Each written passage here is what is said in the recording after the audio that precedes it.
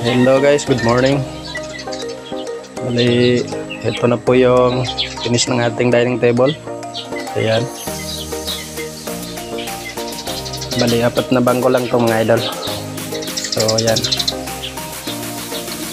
Bali, color gray po yung napili ng customer natin, no? Na ipintura natin dito sa, ano yan, sa bakal. Tapos, ito yung design ng kanyang tiles. Ayan. So, napaka-quality mga idol. Sobrang kintab po. So, kahit lango dito mga idol, ma-slide siguro dito. Ayan. So, sa mga gusto mag-order nito, PM lang po kayo. Bali, made to order po tayo mga idol, no? Ayan. Pwedeng pang 6 seaters to mga idol. Pwede pa dito lagyan ng bangko tsaka doon. Pwede pa. So ganito po siya mga idol.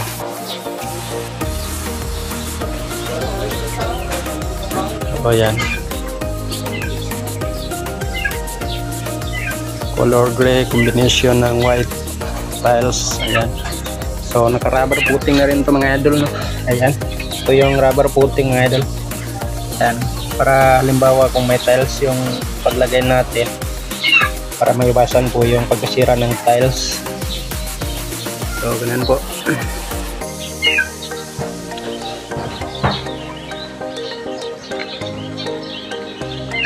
May 8 seaters din po tayo nito mga idol. Halimbawa kung 8 seaters po yung order nyo, mayroon din po. Bali medyo malaki po dito ng konti yung lamesa natin. Ito good for ano yan, 6 seaters po. Kayang-kaya pa dito. Ayan.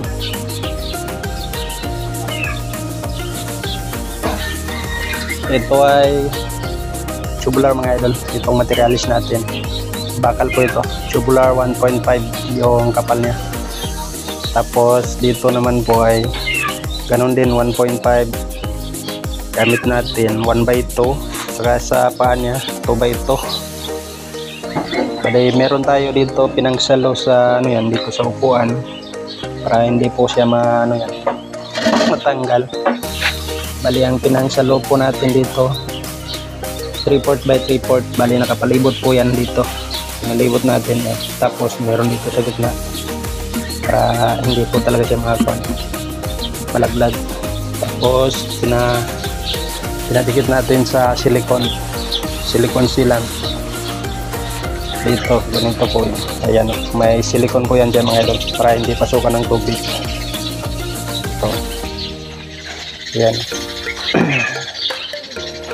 Para yung mga mga butil ng kanin hindi pumasok dito. Saka yung tubig hindi mapasukan ng tubig.